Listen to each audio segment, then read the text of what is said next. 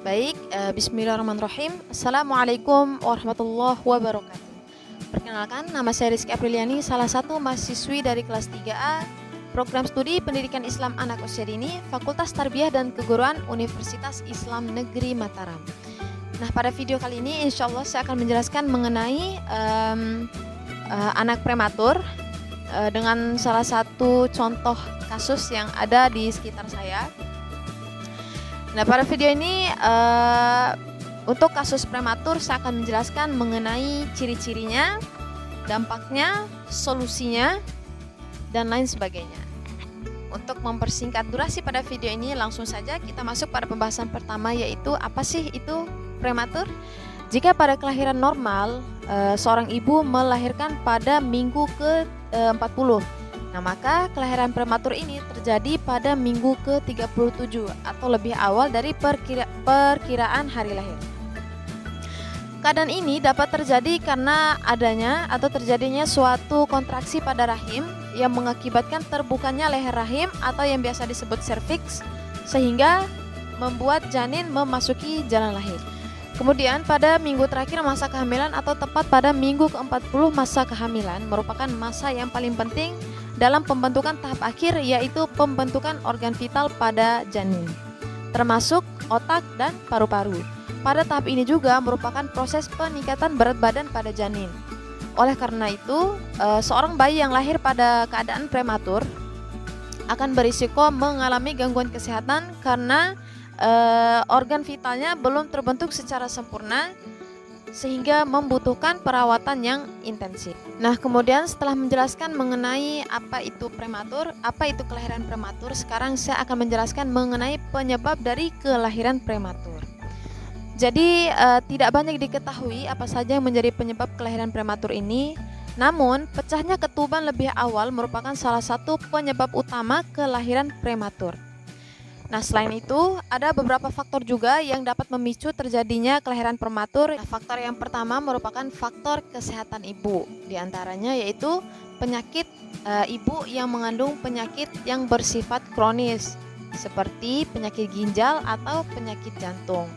Kemudian, penyakit infeksi, seperti infeksi saluran kemih, infeksi cairan ketuban, dan infeksi pada organ reproduksi atau vagina.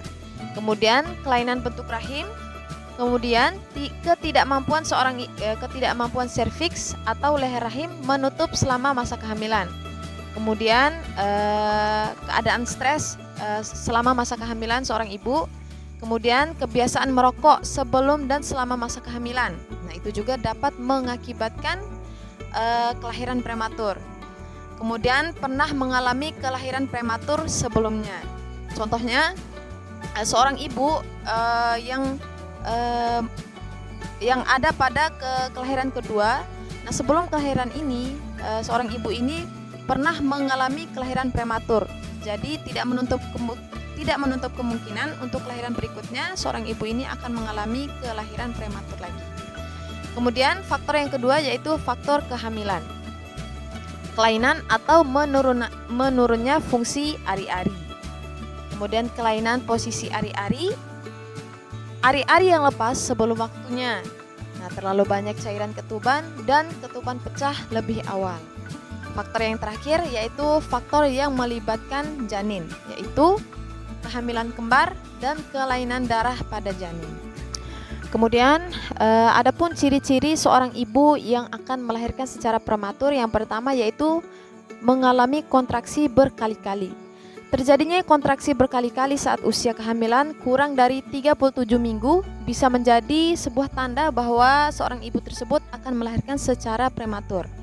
Nah, kontraksi ini berupa rasa tarikan di perut yang disertai nyeri, dan keluhan tersebut tidak hilang meski seorang ibu tersebut sudah mengubah posisi. Dalam 1 jam, kontraksi bisa terjadi sebanyak 5 kali atau lebih.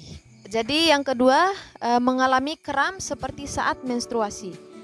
Nah, hal ini, kram perut ini dapat dirasakan, dapat hilang timbul atau terjadi secara konstan. Maksudnya dapat terjadi secara tiba-tiba dan tidak terjadi secara terus-menerus. Kemudian yang ketiga produksi cairan vagina meningkat. Nah, beberapa ibu yang hamil bahkan juga menemukan adanya darah yang keluar dari vagina saat mengalami tanda melahirkan secara prematur. Yang keempat, keluar cairan dari vagina. Nah, kondisi ini bisa mengindikasikan bahwa air ketuban seorang ibu tersebut akan pecah, akan menandakan bahwa ketuban seorang ibu tersebut akan pecah. Selanjutnya, yang kelima, sakit pada punggung bawah. Rasa sakit pada punggung bawah ini bisa hilang timbul atau menetap dan disertai dengan tekanan di panggul. Tekanan ini terasa seperti dorongan bayi yang mau keluar. Nah, jika seorang ibu mengalami beberapa tanda seperti yang disebutkan tadi, maka segera melakukan cek kehamilan pada dokter.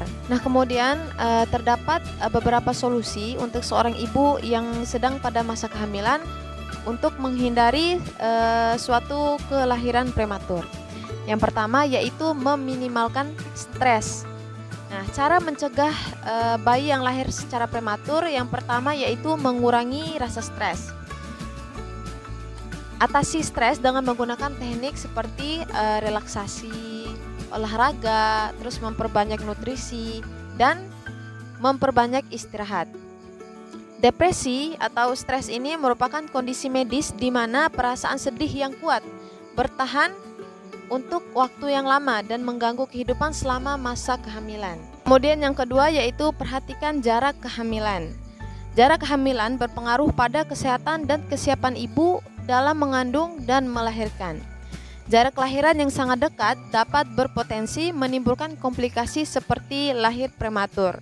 Jadi tunggu setidaknya 18 bulan antara melahirkan dan hamil lagi. Kemudian adapun solusi untuk seorang ibu menghindari suatu kelahiran prematur yaitu dengan mencegah infeksi sebisa mungkin, seperti gunakan kondom saat berhubungan seks atau pengaman. Nah, kemudian menjaga kebersihan dengan sering-sering mencuci tangan. Kemudian hindari daging mentah, ikan, dan keju. Dan untuk menghindari infeksi ini, seorang ibu yang hendak memprogram suatu kehamilan harus sering-sering berkonsultasi dengan ahli vaksin yang dapat membantu melindungi ibu dari infeksi tertentu. Nah, kemudian kelola penyakit kronis. Nah, cara mencegah bayi lahir prematur yaitu dengan mengelola penyakit kronis.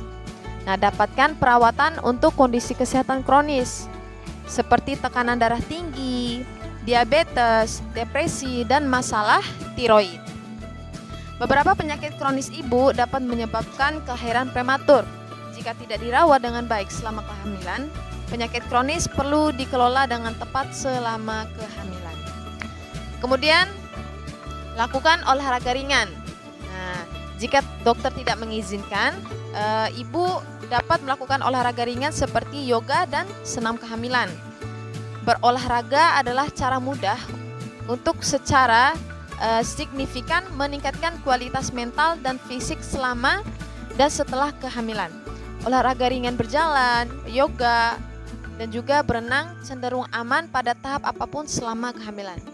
Kemudian yang terakhir yaitu konsultasi rutin, yaitu ibu yang memprogram suatu kehamilan harus atau ibu yang sedang pada masa kehamilan harus melakukan konsultasi rutin dengan ahli atau dengan dokter.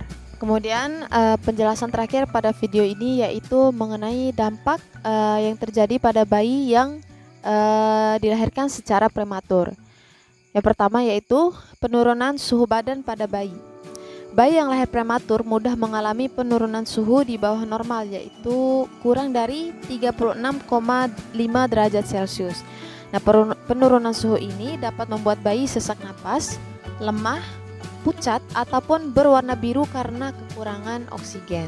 Kemudian yaitu ketergantungan psikologis. Secara psikologis, tingkat ketergantungan bayi pada ibunya masih sangat tinggi. Seorang bayi masih ingin selalu didekap seperti saat masih dalam kandungan. Maka jika bayi sudah bisa keluar dari inkubator atau tabung bayi, Sebaiknya ibu memberikan perawatan metode kanguru atau skin to skin agar panas badan ibu mengalir ke bayi. Inilah inkubator alami yang bebas biaya, yaitu dengan skin to skin. Kemudian bayi yang lahir secara prematur akan mengalami gangguan kecerdasan atau intelligence.